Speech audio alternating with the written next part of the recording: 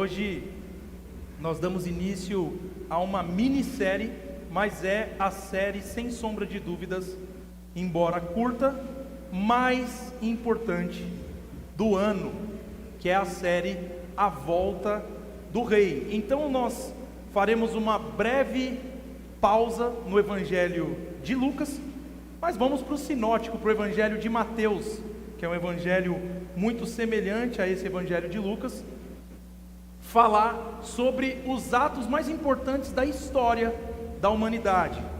E hoje, meus irmãos, nós vamos iniciar essa série que terão as mensagens hoje de manhã e à noite. Portanto, não falte à noite para você não perder a conexão daquilo que foi falado de manhã e que vai ser completado à noite.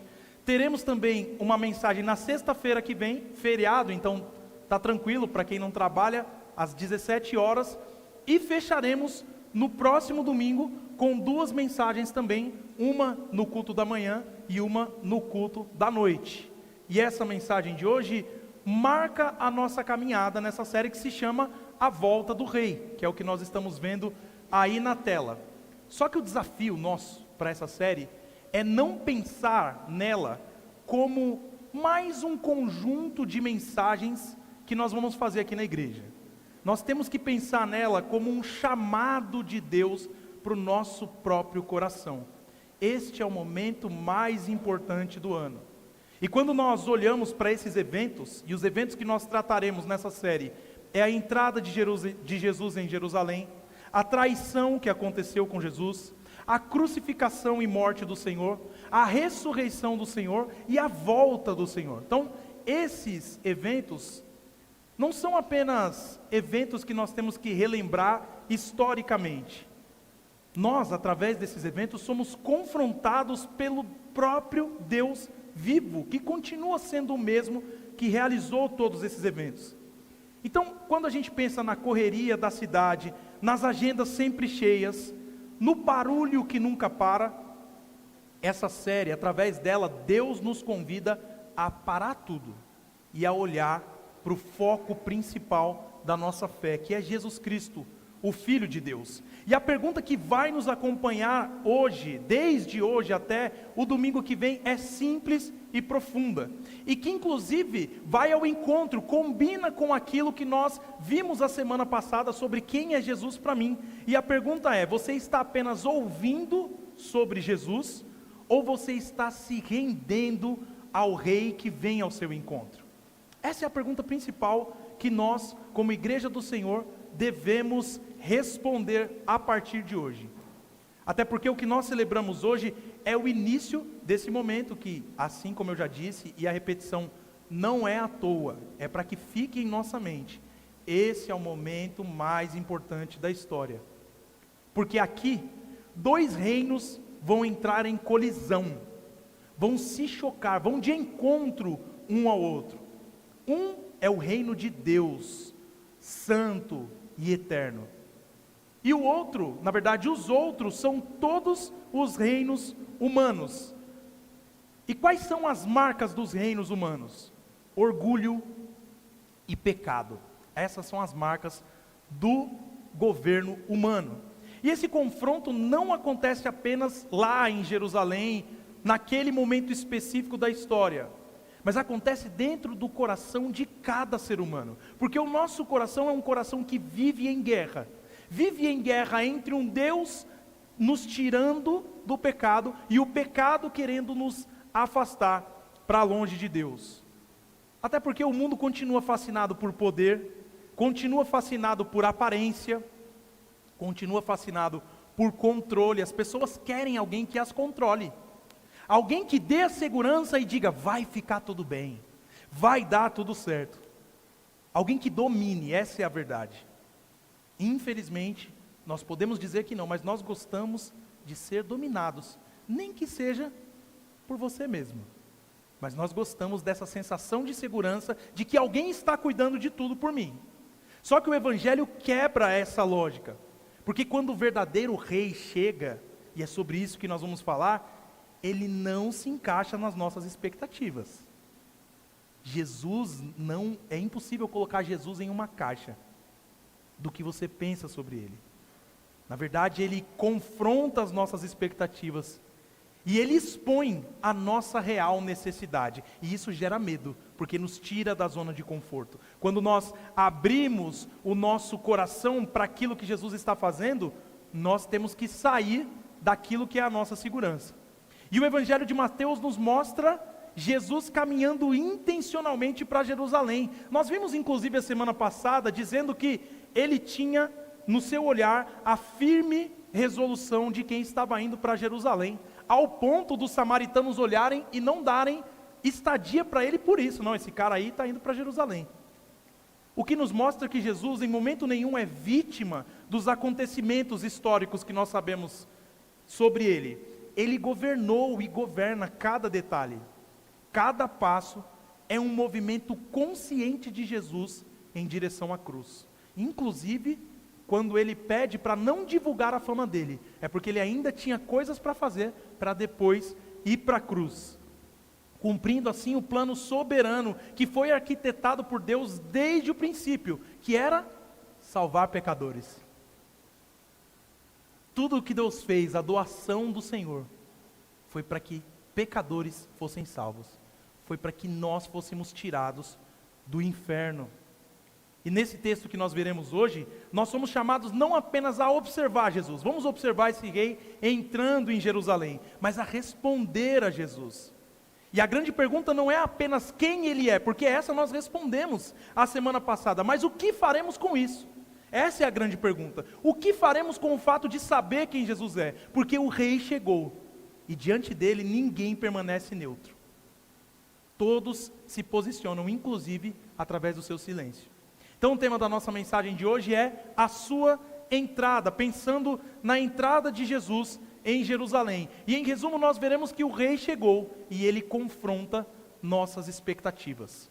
O rei chegou e ele confronta nossas expectativas. E a primeira coisa que veremos é que o rei chega soberano, não como imaginamos. Então, convido você que quiser acompanhar na sua Bíblia, a abri-la em Mateus 21, nós leremos primeiramente dos versos 1 a 3, mas vai estar projetado aí também para você, Mateus capítulo 21, do 1 a 3.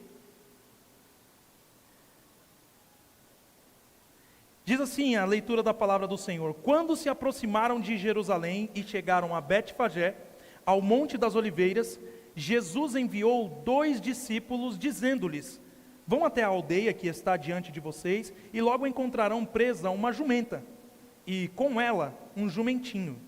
Desprendam e tragam para mim. E se alguém disser alguma coisa, respondam: o Senhor precisa deles.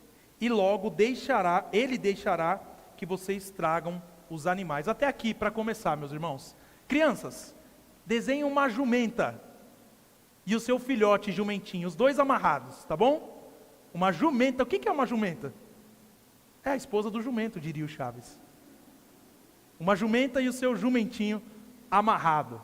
Queridos, o Evangelho de Mateus não conta uma história solta. Ele não junta várias histórias aleatórias. Ele nos conduz passo a passo até um momento de controle inevitável. Porque Jesus sai da Galileia, um lugar em que ele foi seguido, foi admirado e foi até celebrado por muitos ali, e caminha rumo a Jerusalém, onde ele seria rejeitado, odiado e no fim de tudo, crucificado. E ele faz isso de forma consciente. Ele não está sendo levado pelas circunstâncias. Bom, aqui estamos na Galileia, está próximo de Jerusalém, vamos aproveitar e dar uma passada lá. Na verdade, ele sabe, ele tem o controle da própria vida e o controle da história, e ele está indo ao encontro daquilo que o Pai já havia determinado. E isso já deve mudar a nossa forma de ver essa história, porque isso revela que por trás de toda a rejeição humana existe e existiu um plano divino perfeito. Então, enquanto os seres humanos pensam que estão no controle, sempre é Deus quem está conduzindo a história. E Jesus caminha firmemente para o centro desse plano de Deus, que é a cruz. A cruz é o centro do plano de Deus. Então, quando eles se aproximam ali de Jerusalém, chegando a Betfagé, Jesus assume o controle de tudo, da cena, e ele faz isso de forma ainda mais explícita, porque ele já estava no controle, mas ele começa a falar detalhes das coisas, para ficar claro que ele sabe de tudo o que vai acontecer ali. Então ele envia 2 discípulos, com instruções muito específicas, detalhadas e precisas, porque o plano do Senhor não é um plano improvisado. Deixa eu ver o que tem aqui que eu posso usar. Ah, tem uma jumenta, pega aquela jumenta ali para mim. Não é isso. Tudo isso estava dentro do plano. E ele diz, Jesus diz, exatamente o que eles iriam encontrar. Uma jumenta presa e um jumentinho com ela. Isso não é apenas conhecimento, não é que Jesus sabia que naquela aldeia tinha um cara que tinha uma jumenta, então era só ir lá que você sabia que a jumenta ia estar lá. Na rua onde eu morava tinham 2 gansos. Todo mundo sabia que esses gansos estavam lá, por isso que as pessoas davam a volta, porque os gansos eram bravos demais. Não era isso, Jesus não tinha apenas conhecimento, Jesus tinha autoridade sobre tudo, ele era soberano sobre tudo. E é incrível porque quando nós olhamos esse mundo que tudo parece incerto, ou alguém sabe aqui qual fim vai dar lá na guerra, lá no Irã, na guerra da Ucrânia, o que vai acontecer com a Venezuela depois do presidente ter sido levado para os Estados Unidos, qual vai ser o futuro das eleições no Brasil, nós sabemos? Nós podemos até ter previsões, imaginar diante das pesquisas que nós vemos, mas não sabemos. Tantas coisas fogem do nosso controle diariamente. Mas aí esse texto nos mostra que Jesus nunca perdeu o controle de nada. E o interessante é que Jesus nunca perdeu o controle naquele tempo, mas ele também não perdeu o controle hoje. O que significa que cada detalhe está debaixo do governo desse rei poderoso.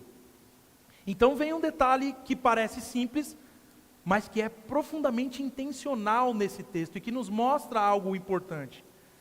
Jesus decide montar em um animal apenas nos últimos metros do caminho.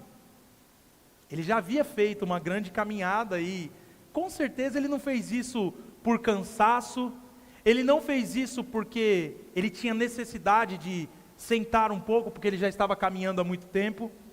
Isso foi decisão, foi propósito do Senhor, e uma declaração silenciosa, mas que aquelas pessoas daquela época já conseguiam entender. O que Jesus estava dizendo ali era: eu sou o rei. Ele poderia ter entrado andando, ele poderia ter feito outra coisa, mas ele entrou daquela forma para dizer, ali ele de fato se mostrou, aquilo que ele tinha pedido para esconder há um tempo atrás, nesse momento aqui ele falou, agora é hora de eu mostrar quem eu sou, e ele diz, eu sou o rei, através dessa atitude. Só que também ele mostra que, não apenas que ele é um rei, mas ele mostra que ele é um rei de uma forma diferente da forma que o mundo esperava um rei. Não era um rei de guerra, não era um rei de ostentação, de muito ouro, de vários carros, de várias mulheres. Não era um rei que iria impor a sua realeza através da força. Ele era um rei humilde. Humilde ao ponto de vir em paz, de vir para salvar. Essa era a ideia do reinado de Jesus, e era isso que ele mostrava simbolicamente, enquanto entrava montado num jumentinho. O que confronta o nosso coração, porque muitas vezes nós ainda esperamos o tipo de Messias que nos favoreça, que se encaixe nos nossos planos, que resolva as nossas dores, do nosso jeito. Só que Jesus não vem para atender às expectativas humanas, ele vem para cumprir o plano de Deus. Esse é o tipo de rei que nós temos. E a preparação de tudo isso mostra que nada aqui foi acidental, porque a resposta que os discípulos deram para o dono dos animais, o Senhor precisa dos animais, não era um pedido comum, era uma declaração de autoridade. Essa palavra Senhor, embora possa ser usada apenas de uma forma respeitosa, aqui ela era um título de domínio, uma afirmação de alguém que dominava sobre tudo. Então os donos dos animais ali, não estavam apenas ajudando um pregador itinerante, alguém que era missionário e estava andando por aí pregando. eles estão, ainda que sem ter uma plena consciência, se submetendo ao Rei soberano. O que revela que quando Jesus decide agir, nada pode impedir, meus irmãos. Jesus é de fato todo-poderoso. Ele governa circunstâncias, pessoas, detalhes invisíveis aos nossos olhos. Então o que parece muitas vezes coincidência para nós, que coincidência, será? Existe isso mesmo, coincidência? Na verdade é providência, essa é a palavra, providência das mãos do nosso Senhor. Então durante grande parte do ministério de Jesus, ele evitou uma exposição direta. Ele não se deixou levar pela pressão da multidão que queria coroá-lo como um rei, mas daquela forma espalhafatosa. Não, ele não quis isso. Ele não assumiu esse tipo de Messias, que era o tipo de Messias que as pessoas queriam. Agora, tudo muda, porque chegou a hora. Então ele entra em Jerusalém, não mais de forma discreta, escondido, mas ele entra se revelando. Ele entra forçando a pergunta do texto: quem é este? Quem é este cara que está fazendo todo esse alarde aí? Essa pergunta não é apenas para a multidão, é para nós também. Porque quando Jesus se revela, não tem como você ficar neutro. Ou você o reconhece como rei, soberano sobre tudo e sobre todos, inclusive sobre a sua vida, ou você o rejeita.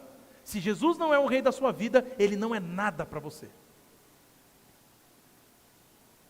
Nós não temos como, meus irmãos, dizer que cremos em Jesus se ele não for o rei. Porque se ele não for um rei, ele é doido. Porque ele disse que era. Ele falou que era Deus, ele falou que se destruísse o templo, que era o corpo dele, esse templo seria reconstruído em 3 dias. Se isso não é verdade, ele é um mentiroso. Agora, se ele não é um mentiroso, ele é rei. Então não tem meio termo diante de Jesus. Por isso não dá para sair daqui neutro. Você precisa se posicionar. E isso mostra a beleza e a profundidade do Evangelho. Porque esse mesmo Jesus que organizou cada detalhe da entrada dele em Jerusalém, também organizou cada detalhe da nossa salvação.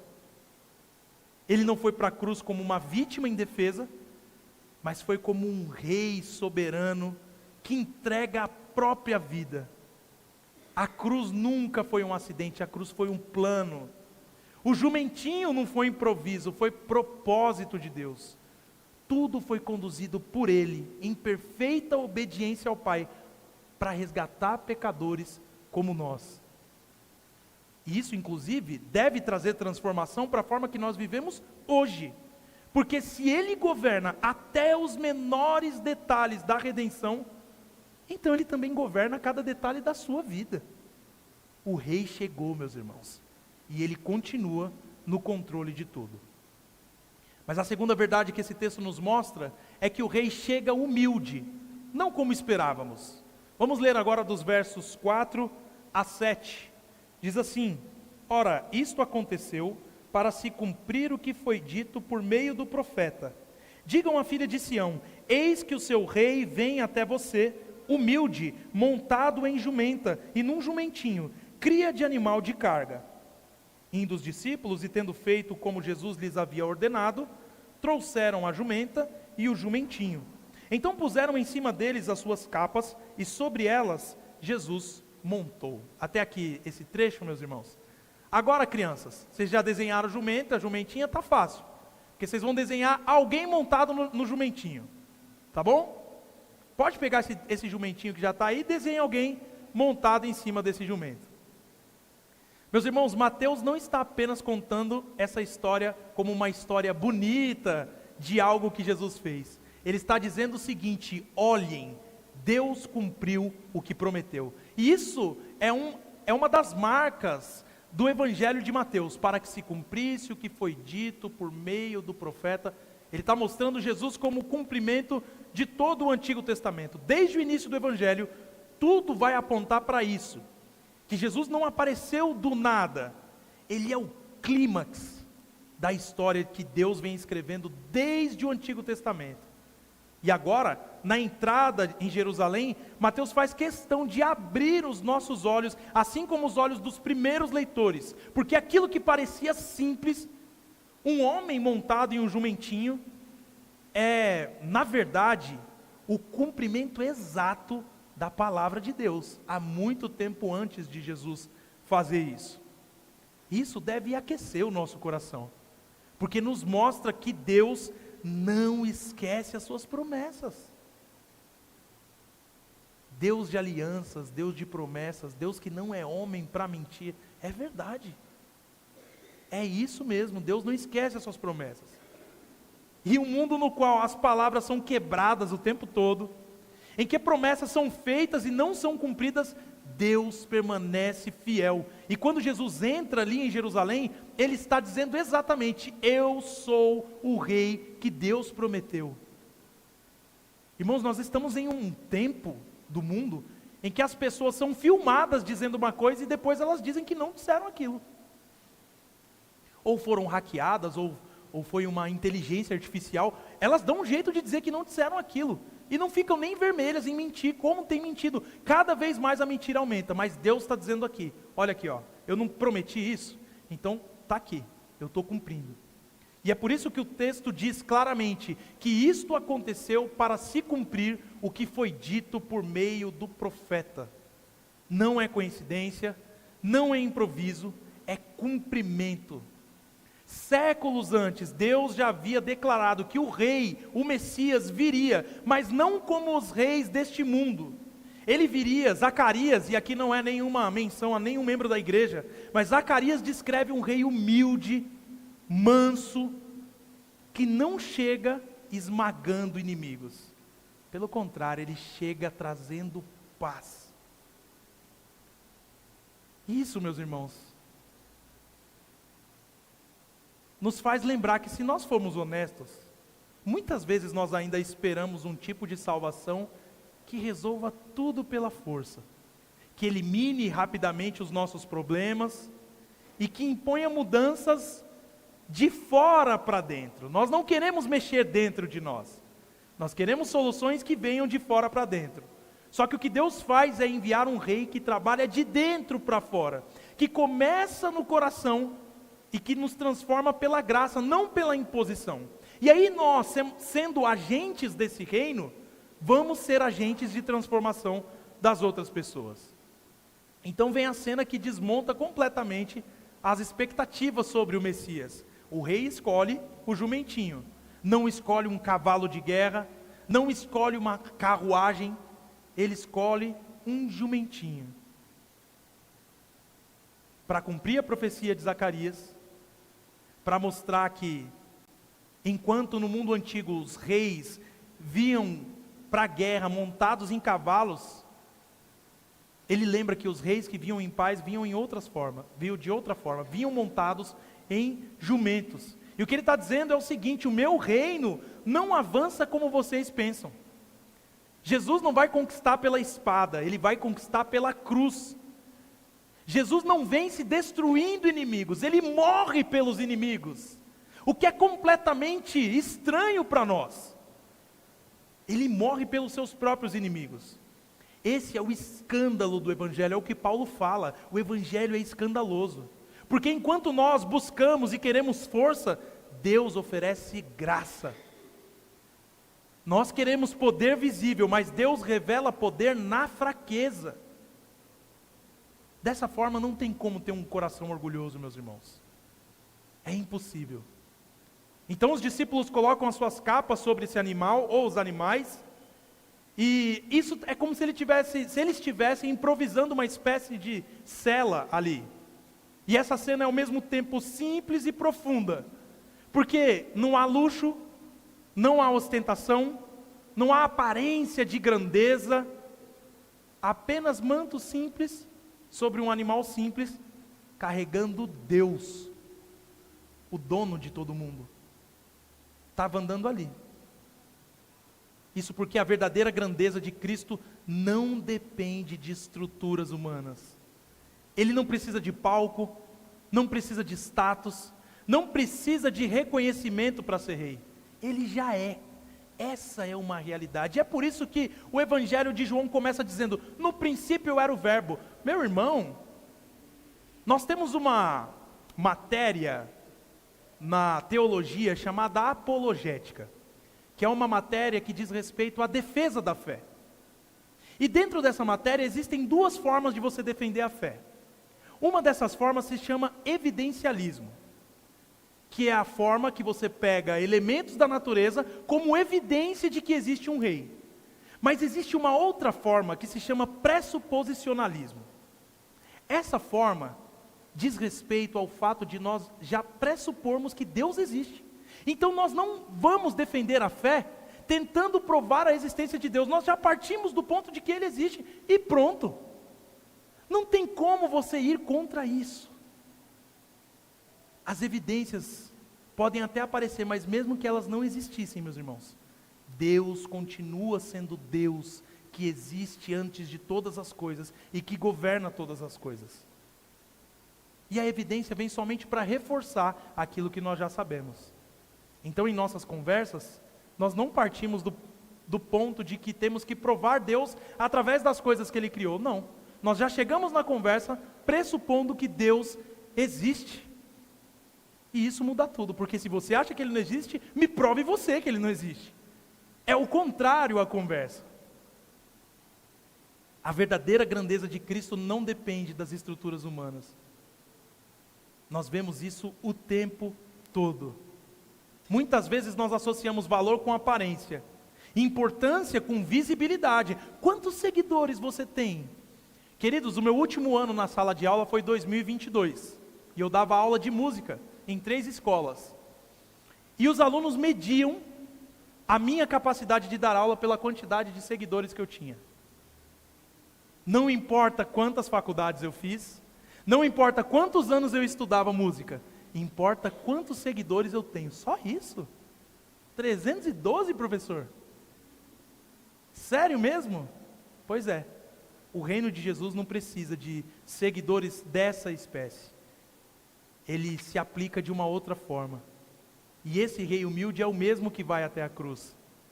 Ele não apenas entrou em Jerusalém em mansidão, ele viveu e morreu em mansidão o tempo todo. A humildade de Jesus não diminuiu a glória de Jesus, porque às vezes nós achamos que ser humildes é nos diminuir, e olha, nós temos mesmo que nos diminuir, tá? O nosso trabalho tem que ser sempre esse, de olhar para nós e nos diminuir, porque nós já temos autoestima demais. Por que a Bíblia fala para a gente amar o próximo como a gente ama a si mesmo? Porque a gente se ama demais. Então Jesus mostra isso.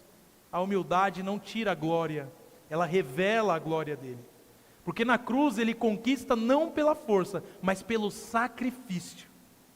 E esse é o exemplo que ele nos deixou. Ele não venceu o pecado esmagando os pecadores, mas sendo esmagado pelos pecadores. Já pensou nisso? Que o amor de Deus se prova pelo fato dele morrer por nós quando nós ainda éramos pecadores. E agora seguir esse rei significa rejeitar o orgulho, abandonar a autossuficiência e se render a Ele completamente. Mas nós temos uma última verdade que esse texto nos mostra. O rei chega e exige uma resposta. Não tem como ficar indiferente. Vamos ler os versículos 8 a 11? E a maior parte da multidão estendeu as suas capas no caminho, e outros cortavam ramos de árvores, espalhando-os pelo caminho. E as multidões, tanto as que iam adiante dele, como as que o seguiam, clamavam: Hosana ao filho de Davi, bendito o que vem em nome do Senhor, Hosana nas maiores alturas. E quando Jesus entrou em Jerusalém, toda a cidade se alvoroçou, e perguntavam: quem é este? E as multidões respondiam: este é o profeta Jesus de Nazaré da Galileia. Até aqui, meus irmãos. Crianças, o último desenho que vocês farão é de uma estrada com folhas, ramos de árvore no chão, tá bom? Queridos, nós estamos no famoso Domingo de Ramos, e esse é o texto que dá fundamento para o Domingo de Ramos, que é a entrada triunfal de Jesus ali em Jerusalém. E para sentir o peso desse momento, nós precisamos enxergar o contraste que está diante de nós. De um lado, tem uma multidão de peregrinos simples, gente que caminhou dias, que viu Jesus agir e que carregava uma esperança no coração de que Jesus fosse o Messias. Do outro lado, tinha uma cidade grande, bem estruturada, religiosa, que não significa uma coisa necessariamente boa, e acostumada a controlar tudo, e a definir o que é certo, e quem tem autoridade. E essa era a cidade de Jerusalém, a cidade que Jesus estava entrando. E quando ele se aproxima, essas duas realidades se chocam. O que não é apenas um detalhe histórico, é um retrato do que acontece até os dias de hoje. Existem corações abertos para o Senhor, sedentos pelo Senhor, dispostos a servir ao Senhor. Por outro lado, existem corações fechados, pessoas desconfiadas e resistentes à palavra do Senhor. E Jesus entra ali, exatamente no meio dessa tensão. A multidão reage de forma intensa, porque eles estão vendo todo aquele movimento na cidade. Então eles estendem as suas capas no chão, cortam ramos de árvore, formam um caminho. É como se eles estivessem dizendo ali: opa, o rei está passando. Espera aí, para tudo que o rei está passando por aqui. O que não é de forma nenhuma, dentro de Jerusalém, um gesto simples, um gesto pequeno. É entrega, é custo, é honra. O que eles estavam fazendo ali era colocar no chão aquilo que eles tinham, as suas próprias capas. E é claro que isso vai trazer para nós uma reflexão, porque revela que quando nós reconhecemos Jesus como Rei, nós não temos como ficar indiferentes. O coração se move, a nossa vida se move em direção a Ele. Sempre há algo que é colocado aos pés do Senhor, quando nós temos consciência de que estamos diante dEle. E a pergunta é: o que nós temos colocado diante do Senhor? Ou será que seguimos apenas assistindo de longe, sem entregar nada, sem envolvimento real com nada, somente vendo aquilo que está acontecendo? Mas ali, naquele momento, vem o clamor: Hosana ao filho de Davi. O que é um grito carregado de expectativa, porque o significado de Hosana no Antigo Testamento é salva-nos agora. Era um pedido de socorro que depois foi se modificando até se tornar um tipo de aclamação mesmo a um rei. Então aqui nós vemos isso de forma dupla. Eles estão tanto clamando por uma salvação, como também aclamando Jesus como um rei. Mas embora esse clamor deles seja um clamor correto, a compreensão que eles tinham sobre Jesus ainda era parcial. Eles queriam sim salvação, mas ainda não entendiam completamente do que eles precisavam ser salvos. E isso, sem dúvida, é algo perigoso, porque é possível nós falarmos as palavras certas sobre Jesus e ainda assim não compreendê-lo de verdade. É possível cantar, levantar as mãos, celebrar, participar, mas ainda assim não ter um coração rendido ao que de fato Jesus espera de nós.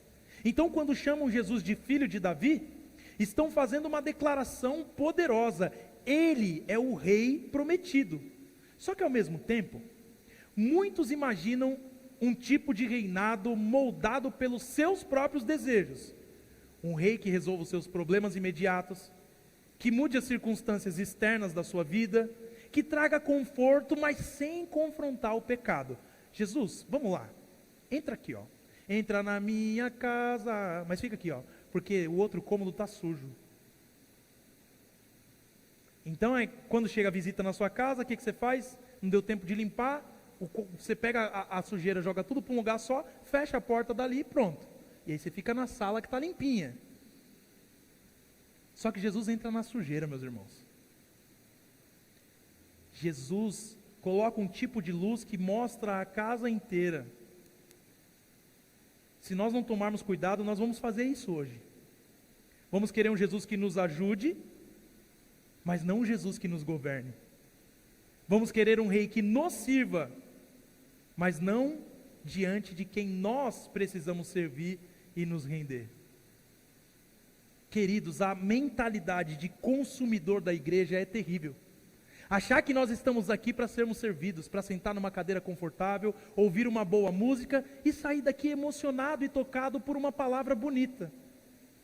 Nós estamos aqui para prestar um serviço a Deus. Você é chamado para entrar aqui e servir ao Senhor, com a sua voz, com o seu coração, com todo o seu ser, com tudo que você é e com tudo que você faz.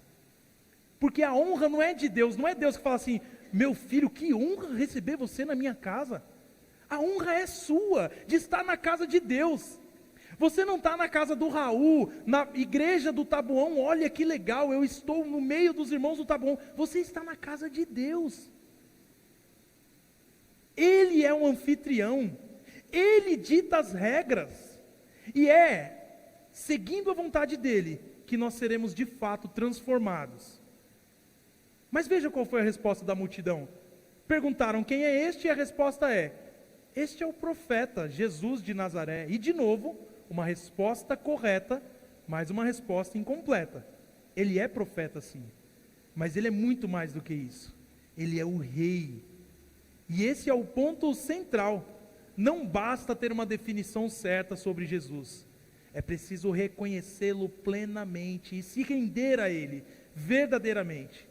Porque uma visão incompleta de Cristo vai te levar a uma fé superficial. E não se esqueça disso. Uma fé superficial não se sustenta quando o custo aparece. Se você não tiver raízes profundas em Jesus, na hora que o bicho pegar, você abandona. Você vai embora. Porque você não está sendo servido. As coisas estão difíceis, o que adianta? Eu dou o dízimo e nada muda na minha vida. Por que eu vou continuar fazendo isso? É isso que acontece quando nós temos uma visão incompleta de Jesus, meus irmãos. Agora, quando a sua fé está enraizada, firmada nele, aí pode vir o que for. Vai machucar, mas não vai matar. Porque ele vai te sustentar. Sempre vai te sustentar. É isso que o Senhor faz, meus irmãos. Crianças, assustou, né? Olhem para mim aqui um pouquinho. Imagina essa estrada cheia de folhas no chão, como um caminho preparado para um rei passar. Como se fosse um tapete assim, ó, de tantas folhas, de tantos pedaços de árvore. E Jesus está vindo ali, montado num jumento, simples, tranquilo, perto de vocês. Ele não está longe, ele não está com cara fechada, cara de bravo. E ele é o rei de tudo, da sua vida, da sua casa, dos seus pais, de tudo. As pessoas estão felizes, estão gritando, celebrando o fato de Jesus estar ali. Isso, crianças, é para vocês lembrarem que Jesus merece ser recebido com alegria no seu coração, todos os dias. Você tem que acordar e se sentir feliz de saber que Jesus está aí, dentro de você. Ele mora aí. Isso te chama não somente ver Jesus passar, mas receber Jesus de verdade, amar Jesus, confiar em Jesus e seguir Jesus, crianças, todos os dias. Como é que faz para seguir Jesus se ele não está aqui na nossa frente? E agora? Através do que ele disse na Bíblia. Olhando a Bíblia você consegue seguir aquilo que Jesus quer para você. E crianças, Jesus ama as crianças, não se esqueçam disso. Então ele tem um lugar especial para vocês. Por isso, cada dia mais, olhem para Jesus, sigam a Jesus. Só que todos nós somos chamados a esse ponto final dessa mensagem, que é o fato de que Jesus não permite neutralidade. Jesus entra, se revela, se aproxima e exige uma resposta. Alguns vão celebrar superficialmente. Nossa, que linda essa mensagem, né? E vão para casa como se nada tivesse acontecido. Vão continuar sem falar com seus parentes, sonegando imposto, brigando por causa de política, brigando no trânsito. Outros vão rejeitar, porque não querem perder o controle e vão falar assim: quem é esse cara para falar que eu preciso de salvação? Ele nem me conhece. Salvo de quê? Não roubo, não mato, trabalho, sustento minha família. Não precisa ser salvo de nada, está tudo certo. Alguns poucos vão se render a esse Cristo. Então a pergunta não é O que aquela multidão fez com a informação que eles receberam? A pergunta é: o que você vai fazer? Porque o rei chegou. E ele ainda está exigindo uma resposta do seu coração. Ele ainda espera isso hoje. Por isso, meus queridos, nós vamos concluir da seguinte forma: em primeiro lugar, submeta as suas expectativas à palavra de Deus. Não tente encaixar Jesus nos seus desejos. Deixe a palavra revelar quem Ele é de fato. Porque o nosso coração é especialista em criar um Jesus que resolve os nossos problemas imediatos, que facilita a nossa vida, que confirma as nossas vontades. Você quer ver isso? Bancada evangélica. A bancada evangélica, infelizmente, em muitos aspectos, é isso. Olha, vou votar no fulano porque ele é crente. Eu vou votar nele porque ele vai facilitar com que a minha igreja faça tal coisa. Meus irmãos, esqueça isso. Cristo, o Cristo real, entra em Jerusalém montado num jumentinho porque ele veio tratar de uma coisa que era infinitamente mais profunda do que os problemas externos de Jerusalém. Ele veio tratar sobre a nossa rebelião contra Deus. Ele não veio primeiro organizar o mundo ao nosso redor. Ele veio nos transformar o nosso coração. Embora a gente prefira mudanças externas muitas vezes, mudanças sem arrependimento interno, o Evangelho não funciona assim. Ou nós nos rendemos a Ele como Rei, como santo, justo, humilde e salvador, ou nós seguimos presos a uma caricatura que não salva. É tão triste quando as pessoas nos conhecem, mas não nos conhecem. Então elas pensam algo de nós que não é verdade, porque elas não nos conhecem profundamente. E muitas vezes nós somos assim com Jesus. Nós temos uma caricatura que nós mesmos criamos sobre Ele, mas nós não conhecemos o que Ele realmente quer, o que Ele realmente disse. Mas em segundo lugar, meus irmãos, entregue a Cristo um louvor que custe algo. Não ofereça a Ele apenas palavras bonitas, ofereça o seu coração, a sua vida, o seu tudo. Aquela multidão não ficou parada observando. A multidão se moveu, se envolveu, colocou suas capas no chão. Houve uma entrega real ali. E isso expõe a superficialidade que muitas vezes marca a nossa adoração. Cantamos, participamos, estamos presentes às vezes, mas sem custo, sem rendição, sem quebrantamento. Enquanto isso, nós continuamos com o nosso orgulho no coração, com os nossos planos que são somente nossos, e não importa qualquer um que diga o contrário, porque esse é o meu plano, eu vou fazer, com a nossa autonomia, com a nossa forma de ser o nosso próprio Deus. Só que Jesus não entra para ser apenas admirado, Ele entra para ser coroado.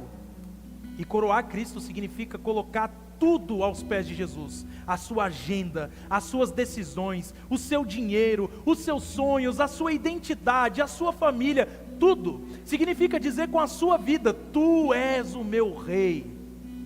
Isso é se entregar de fato a Jesus. Não siga o espírito frio e resistente que apenas observa e questiona: será que isso é assim mesmo? Nossa, esse pastor fala alto, né? Ah, ele fica gritando, olha, o violão está desafinado, né? Ah, essa igreja é quente. Não seja um questionador. Junte-se àqueles que se rendem e adoram com tudo o que são. E por fim, meus irmãos, viva hoje à luz da volta do Rei.